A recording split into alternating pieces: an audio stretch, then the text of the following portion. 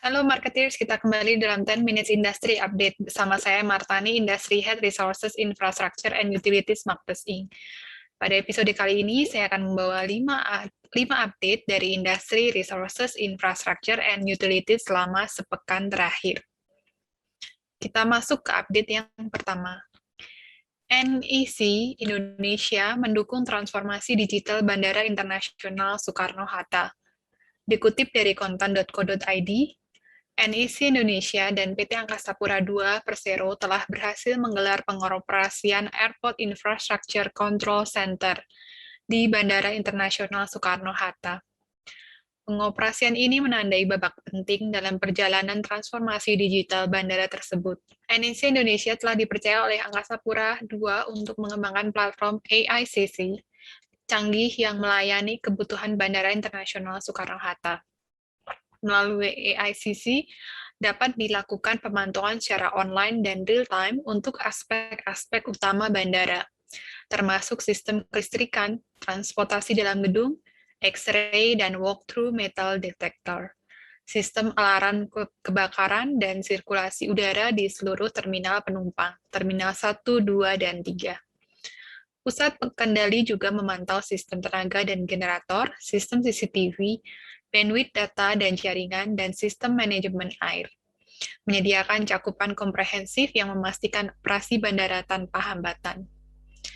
Muhammad Awaludin, Presiden Direktur Angkasa Pura II, mengatakan digitalisasi dalam pengelolaan bandara tidak dapat dihindari, karena bandara tidak lagi dapat dikelola secara tradisional. Selain itu, dengan luas lebih dari 2.200 hektar serta 3 terminal penumpang, dukungan digitalisasi di setiap aspek operasional menjadi kunci keberhasilan Bandara Internasional Soekarno-Hatta sebagai pintu gerbang utama Indonesia. Sejalan dengan itu, PT Angkasa Pura II telah mengoperasikan AICC yang merupakan bagian dari transformasi digital yang dijalankan Angkasa Pura II sejak 2016. Kita masuk ke update yang kedua. Untuk memajukan sektor pertanian, program Merdeka Ekspor meraih pujian dari Presiden. Dikutip dari kompas.com, program Merdeka Ekspor yang diinisiasi oleh Kementerian Pertanian resmi dibuka. Program tersebut diadakan pada 17 bandara dan pelabuhan utama yang tersebar di 17 provinsi di Indonesia. Dalam acara pembukaan tersebut, Presiden Republik Indonesia Joko Widodo menyampaikan apresiasi besarnya terhadap program Merdeka Ekspor. Ekspor pertanian pada 2020 mencapai 451,8 triliun rupiah atau naik 15,79% jika dibandingkan pada 2019 yang hanya 390,6 triliun rupiah. Jokowi menambahkan, ekspor pertanian pada kuartal 1 tahun 2021 juga terus tumbuh. Nilai ekspor mencapai 282,86 triliun rupiah atau naik sekitar 14,05% jika dibandingkan dengan periode yang sama pada 2020 dengan nilai capaian 202,05 triliun rupiah. Peningkatan ekspor pertanian tersebut pun berdampak besar terhadap kesejahteraan dan peningkatan angka nilai tukar petani atau NTP nasional yang terus meningkat.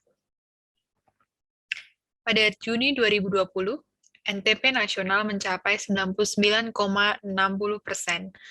Kemudian jumlahnya meningkat sebesar 103,25% pada Desember 2020. Sementara pada Juni 2021, angka ini terus bertumbuh menjadi 103,59%. Program Merdeka Ekspor merupakan implementasi dari berbagai program Kementan yang sudah ada, salah satunya program Gerakan 3 Kali Ekspor atau GRATIX. Program ini diharapkan dapat menggerakkan pemerintah dan masyarakat di tingkat provinsi, kabupaten, serta kota untuk mempercepat kegiatan ekspor produk pertanian. Sejumlah produk ekspor yang akan dilepas dalam program Merdeka Ekspor diantaranya meliputi komoditas perkebunan, sebesar 564.550 ton, tanaman pangan sebesar 4.277 ton, hortikultura sebesar 7.230 ton, dan peternakan sebesar 4.031 ton. Kita masuk ke update yang ketiga. Pemerintah diminta tidak buru-buru memasifkan PLTS atap. Dikutip dari investor.id, pemerintah diminta tidak terburu-buru memasifkan pembangunan pembangkit listrik tenaga surya PLTS atap demi mempercepat bauran energi baru terbarukan sebesar 23% pada 2025. Pasalnya, keberadaan PLTS atap dinilai berpotensi mengancam sistem kelistrikan, terutama jika aturan mainnya merugikan BUMN kelistrikan yakni PT PLN. Sebagaimana diketahui, pemerintah berencana merevisi Peraturan Menteri Energi dan Sumber Daya Mineral Nomor 49 Tahun 2018 tentang penggunaan sistem pembangkit listrik tenaga surya atap oleh konsumen PT Perusahaan Listrik Negara Persero. Menurut informasi yang diperoleh, isi dari Permen ESDM yang sedang diharmonisasi tersebut menyebutkan bahwa tarif ekspor-impor PLTS atap akan menjadi 100% atau naik 35% dibandingkan dengan peraturan lama yang hanya 65%. Artinya, PLN harus membeli 100% listrik PLTS atap. Guru Besar Teknik Elektro Fakultas Teknik Universitas Indonesia, Iwa Garniwa mengungkapkan, jika melihat data statistik Indonesia, hanya menyumbang emisi 1,8%, China 2,8%, dan Jepang 3,3%. Bahkan Amerika Serikat menyumbang emisi hingga 14,5%. Artinya Indonesia tidak dianggap sebagai negara yang mengotori langit dunia. Fakta kedua, sebanyak 68% pembangkit atau bahan baku pembangkit di Indonesia masih menggunakan batu bara yang harga jual listriknya termurah. Dari dua fakta ini, Iwa menyarankan kita tidak boleh terburu-buru dan terlalu masif. Kita selalu membandingkan dengan negara, ini bukan pertandingan. Iwa mengingatkan tujuan dari energi untuk masyarakat adalah mendapatkan akses dan harga yang terjangkau. Sedangkan dari sisi PLN, listrik harus beroperasi dengan andal, berkualitas baik, dan ekonomis. PLTS asap bersifat intermittent atau tidak bisa berdiri sendiri. Sebagai contoh, jika tiba-tiba awan lewat, pasokan turun ke sistem, sehingga harus diantisipasi.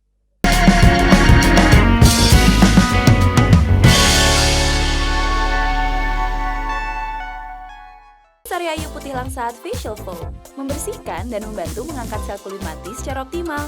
Sari Ayu Marta Tilaar. Sari Ayu Putih Langsat Facial Foam membersihkan dan membantu mengangkat sel kulit mati secara optimal.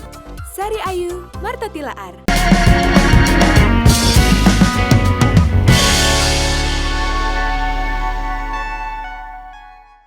Kita masuk ke update yang keempat. PT Pupuk Kaltim mendukung konservasi alam berkelanjutan. Dikutip dari investor.id, konservasi alam dan lingkungan menjadi salah satu komitmen PT Pupuk Kalimantan Timur atau PKT untuk memberikan manfaat sesuai misi perusahaan melalui pelestarian keanekaragaman hayati dan ekosistem secara berkesinambungan. Salah satu langkah yang direalisasi PKT melalui reintroduksi 1.000 anggrek hitam sebagai tanaman endemik Kalimantan yang terancam punah.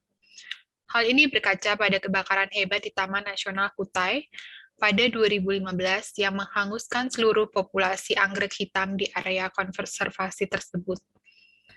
Dengan metode kultur jaringan, PKT berhasil mengembangkan anggrek hitam untuk direintroduksi kembali ke TNK sebanyak 1.000 bibit sejak 2019, hingga saat ini anggrek hitam tersebut terus dimonitor pertumbuhannya. Direktur Utama PKT Rahmat Pribadi mengatakan, reintroduksi dilakukan PKT agar populasi anggrek hitam terjaga, karena tanaman tersebut dikategorikan sebagai flora terancam punah dan dilindungi serta dilarang diperdagangkan secara bebas kecuali hasil penangkaran sesuai Peraturan Pemerintah Nomor 7 Tahun 1999. PKT sangat peduli terhadap keberlangsungan hidup anggrek hitam agar populasinya tetap terjaga. Hal inilah yang mendasari konservasi dan pengembangan melalui metode kultur jaringan di laboratorium perusahaan. Kita masuk ke update yang kelima. Percepat pembangunan jalan tol Sumatera, Utama Karya meraih tambahan PMN senilai 6,2 triliun rupiah. Dikutip dari investor.id, pemerintah menambahkan penyertaan modal negara atau PMN ke PT Utama Karya Persero sebesar 6,2 triliun rupiah. Tambahan suntikan modal ini tertuang dalam Peraturan Pemerintah Nomor 77 Tahun 2021. Tambahan penyertaan modal negara berlaku sejak diundangkan pada 3 Agustus 2021. Nilai penambahan penyertaan modal negara sebagaimana dimaksud dalam pasal 1 sebesar 6,2 triliun rupiah.